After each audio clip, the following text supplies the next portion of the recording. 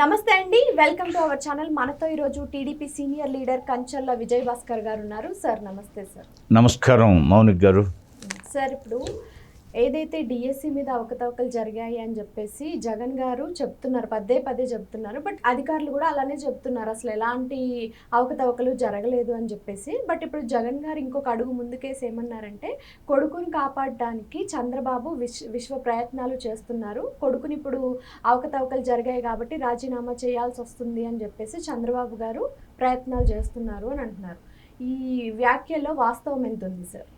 ఇందులో కొడుకును కాపాడాల్సిన అవసరం చంద్రబాబు నాయుడు గారికి ఏముంది? ఏం తప్పు జరిగితే కొడుకును కాపాడుతున్నాడు? ఇప్పుడు ఇది జరిగి ఉద్యోగ నియామకాలు జరిగి సంవత్సరంగా వస్తుంది. సంవత్సరం రోజుల తర్వాత కుంభకర్ణాన్ని నిద్రించి మేల్కొన్నాడా జగన్మోహన్ రెడ్డి? అలాగే జగన్మోహన్ రెడ్డి శ్రేణులు వాళ్ళ నాయకుడు మావిగన్ను అంటే మావిగన్ను, 3 రాజధానులు అంటే 3 రాజధానులు, దొనకొండ అంటే దొనకొండ, నాగార్జున యూనివర్సిటీ, ఇలా అలాంటి అనుచరగాణం, అలాంటి రాక్షస చక్రవర్తికి ఇలాంటి అనుచరగాణం. వాళ్ళకి పని బాట లేదు. లేకుంటే ఏంటి, సంవత్సరం క్రితం నియామక పత్రాలు అందించారు. వాళ్ళందరూ పొట్ట కొట్టడానికే 16,000 మంది ఉద్యోగస్తులు ఈరోజు విధులు నిర్వహిస్తున్నారు. వాళ్ళందరూ పొట్ట కొట్టడానికే, వాళ్ళ మీద ఎవరి మీద ఖర్చుండి ఈ నిర్ణయం తీసుకున్నాడా జగన్మోహన్ రెడ్డి?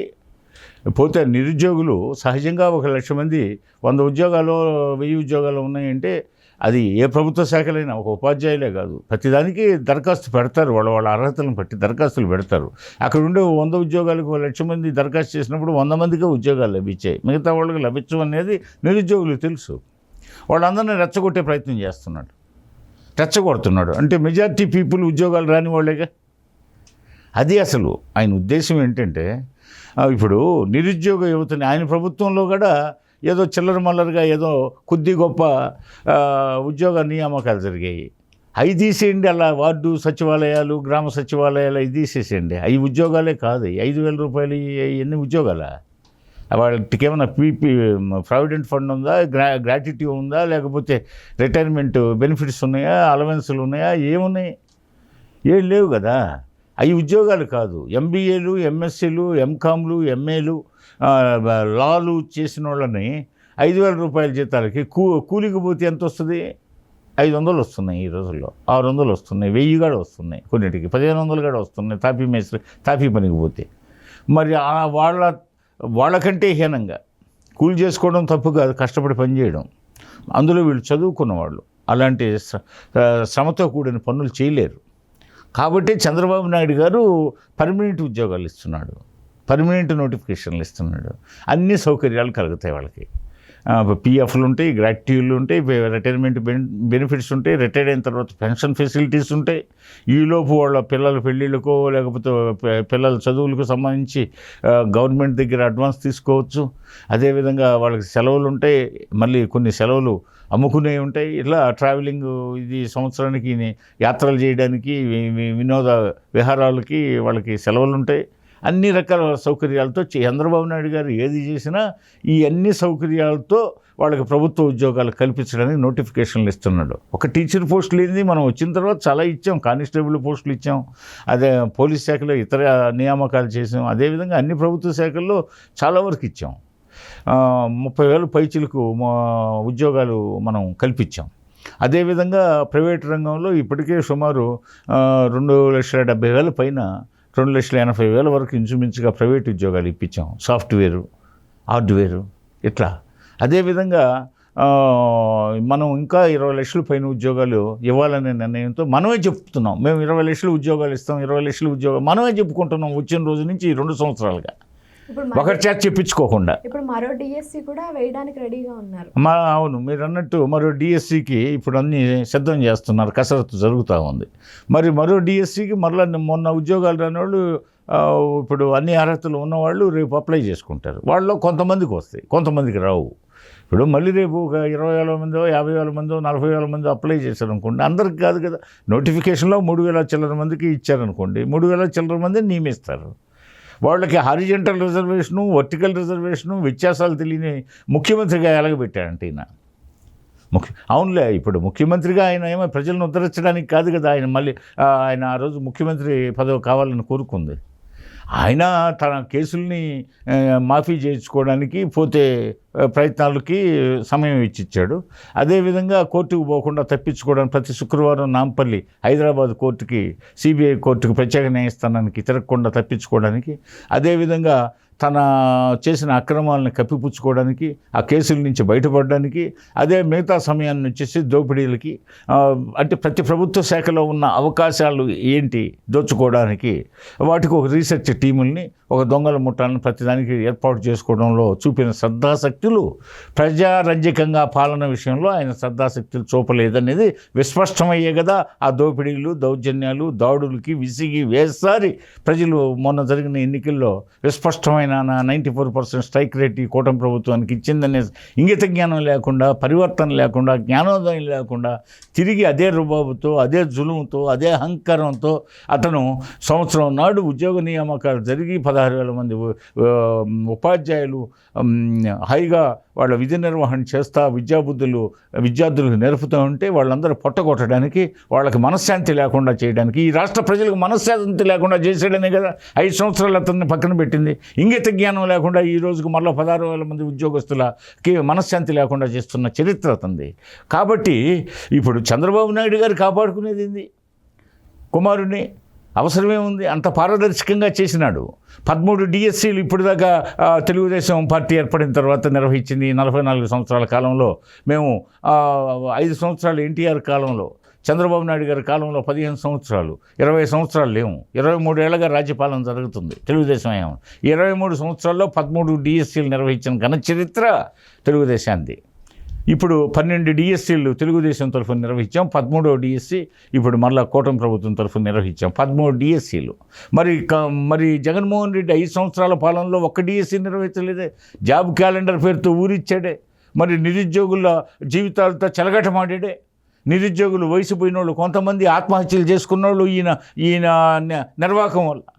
మరి పోతే ఎంతోమందికి ఏజ్ బారైపోయింది, ఎంతోమంది విసిగి వేసారు, ఇంక ఉద్యోగం రాలేదని చెప్పి ఏకాగ్రత పోయిందని చెప్పేసి వివిధ వృత్తుల్లోకి పోయి వాళ్ళ మానాన్ని వాళ్ళు బతుకుతున్నారు. మరి ఆయన జీవానికి 5 సంవత్సరాల పాటు ఒక ఉద్యోగం లేదు, ప్రభుత్వ ఉద్యోగం లేదు. ప్రభుత్వ పాఠశాలను నిర్వీర్యపరచడానికి చేసిన ప్రయత్నం అది. ఆయన మళ్ళా ప్రభుత్వ పాఠశాలను ఉద్ధరించానని చెప్పుకుంటాడు. పోతే ఇంగ్లీష్ మీడియం పట్ల తపన చూపిస్తాడు. ఇంగ్లీష్ భాష అనేది అదే మాధ్యమం మాత్రం, ఇంటర్నేషనల్ లాంగ్వేజ్ అది అవసరమే. కానీ మాతృభాషని నిర్లక్ష్యం చేస్తే ఎట్లా? మాతృభాషను నిర్లక్ష్యం చేసిన నోడికి, ఇప్పుడు తల్లిని నిర్లక్ష్యం చేసినోడికి మాతృభాషను నిర్లక్ష్యం చేయడం పెద్ద పనేమో. కాబట్టి ఈ జగన్మోహన్ రెడ్డి ఈ వేధవేషాలన్నీ లోకం భరించలేకనే కదా పక్కన పెట్టింది. ఇంకా సిగ్గు తెచ్చుకోకుండా ఇంకా కొడుకుని కాపాడే ప్రయత్నం అంటే ఏంటిది ఈ అవాకులు చవాకులు? జగన్మోహన్ రెడ్డికి ఇప్పుడు హారిజంటల్ రిజర్వేషను, వర్టికల్ రిజర్వేషను ముఖ్యమంత్రిగా ఎలగబెట్టాడు కదా, ఆ వ్యత్యాసం కూడా తెలియదు. మన అధికారులను చంద్రబాబు నాయుడు గారు వాళ్ళు నెల రోజుల క్రితం మొట్టమొదటిసారిగా ఈ విధంగా జరిగాయని చెప్పేసి ఆరోపణ చేస్తే వెంటనే అధికారులను ఆదేశించాడు. ఇది విద్యాశాఖ ఉన్నతాధికారులని, విద్యాశాఖ కమిషనర్, పోతే అదేవిధంగా ప్రిన్సిపల్ సెక్రటరీ విద్యాశాఖ, అటు డిపార్ట్మెంటు ఇటు ప్రభుత్వ పరంగా ఐఏఎస్లు కూర్చొని రండి బాబు నిరుద్యోగులారా రండి, లేకపోతే రాజకీయ పార్టీలకు ఎవరికన్నా అనుమానం ఉంటే రండి, ఉదయం 10 గంటల నుంచి సాయంత్రం 7 గంటల దాకా మేము మీకోసం ఎదురు చూస్తాం. హారిజంటల్ రిజర్వేషను, వర్టికల్ రిజర్వేషను, వాటిలో ఉన్న వ్యత్యాసాలు మేము ఏ పద్ధతిలో నియమించాము మొత్తం మీకు తేటతెల్లం చేస్తాం. మీకు ఉన్న సందేహాలని నివృత్తి చేసుకోండి, అనవసరంగా అబండాలు ఇవ్వకండి, ఆరోపణలు చేయబాకండి, చాలా క్రిస్టల్ క్లియర్గా మేము ఈ నియామకాలు చేపట్టాము అని చెప్పడం జరిగింది. తెలుగుదేశం ప్రభుత్వ హయాంలో కానీ కూటమి హయాంలో 13 సార్లు ఈ నియామకాలు జరిపాయని చెప్పి నేను మీకు ముందుగా చెప్పాను. ఎప్పుడన్నా ఆరోపణలు వచ్చాయా? ఏ ముఖ్యమంత్రి అన్నా విజయభాస్కర్ రెడ్డి గారు హయాంలో ఆయన ఎప్పుడన్నా విమర్శించాడా? కిరణ్ కుమార్ రెడ్డి ఎప్పుడన్నా ఆరోపించాడా మమ్మల్ని? లేకపోతే ఆయన మరి చెన్నారెడ్డి గారు ఆరోపించాడా మమ్మల్ని? మరి నేదురుమల్లి జనార్దన్ రెడ్డి ఆరోపించారా? ఇంతమంది ముఖ్యమంత్రుల కాలంలో మేము మధ్యలో వాళ్ళు ముఖ్యమంత్రులు అయినప్పుడు 89-94 మధ్య ముఖ్యమంత్రులు 3 అయ్యారు. మరి వాళ్ళు ఆరోపించలేదే ఎన్టీ రామారావు గారి హయాంలో 4 డిఎస్సీలు జరిగినాయి, అవకతవకలు జరిగినాయి అని. అదేవిధంగా చంద్రబాబు నాయుడు గారి టైంలో మరి మిగతా 6/7 ఇప్పుడు కూటమి రథసారథిగా 7 జరిగాయి. 6 చంద్రబాబు నాయుడు గారి హయాంలో, ఈ 6 అంతకుముందు ఉన్న వైఎస్ రాజశేఖర రెడ్డి గారు ఆరోపించలేకపోయాడు, మరి కిరణ్ కుమార్ రెడ్డి గారు ఆరోపించలేకపోయారు, మరి విజయభాస్కర్ రెడ్డి గారు ఆరోపించలేకపోయారు, చెన్నారెడ్డి గారు ఆరోపించలేకపోయారు. మరి ఇతను ఒక్కడే 13వ డిఎస్సి కూటమి రథసారాజ్యంలో జరుగుతున్న ఈ కూటమి ప్రభుత్వాన్ని బదనాం చేయడానికి కదా. మరి ఇప్పుడు చంద్రబాబు నాయుడు గారి ప్రభుత్వం మీద మచ్చ తేవడానికే కదా. మరి ఆయన పుత్రుని కాపాడుకోవాల్సిన అవసరం ఉందా? అందులో విద్యాశాఖ మంత్రిగా ఆయన స్టాన్ఫర్డ్ యూనివర్సిటీ విద్యార్థి, ప్రపంచ స్థాయిలో విద్యారంగంలో అనేక మార్పులు చూసిన మనిషి, ప్రపంచ బ్యాంకులో ఉద్యోగం చేసిన మనిషి. కాబట్టి విద్యారంగంలో పూర్తి సంస్కరణలు తీసుకురావాలా. పైగా మనం మొదటిసారిగా విద్యాశాఖ మంత్రి ఏమో క్రిస్టల్ క్లియర్గా ఈ నియామకాలు జరపాలా, మంచి ప్రజల నుంచి మన్ననలు పొందాలా, నేను రైజింగ్ స్టార్గా ఉన్నాను, మంచి పేరు తెచ్చుకోవాలని కళ్ళకనేటటువంటి ఆ యొక్క నిరుద్యోగుల పాలిట ఆశా జ్యోతిగా ఉండి జన్జీకి ఒక ఆశా కిరణంగా యువగళం పాదయాత్ర నుంచి వాళ్ళందరినీ స్ఫూర్తిగా తీసుకొని యువగళం పాదయాత్రలో పోతే వారి సహకారంతో 94% స్ట్రైక్ రేటు కూటమి ప్రభుత్వం సాధించడంలో లోకేష్ బాబు గారి పాత్ర లేదా అని అడుగుతున్నా. అదేవిధంగా నిన్న నీ ఉద్యోగ నియామకాల్లో లోకేష్ బాబు గారు అంత పారదర్శకంగా జరిపినట్టు ఐఏఎస్లంతా ప్రెస్ ముందుకు వచ్చేసి వారం 10 రోజులు కూర్చుంటామంటే ఒక్క వైసీపీ నాయకుడు పోయాడా సందేహాలను నివృత్తి చేసుకోవడానికి? ఇది రాష్ట్ర ప్రజలు గమనించాలని నేను రాష్ట్ర ప్రజలకు విజ్ఞప్తి చేస్తున్నా. పోతే అదేవిధంగా ఇంకా అనుమానం ఉన్నటువంటి వైసీపీ శ్రేణులు మా కూటమి అధికారులను కలిసి, కూటమి ప్రభుత్వంలో పనిచేసే అధికారులను కలిసి మీ సందేహాలను నివృత్తి చేసుకోవాల్సిందిగా కూడా విజ్ఞప్తి చేస్తున్నా. Thank you sir. ఓకే.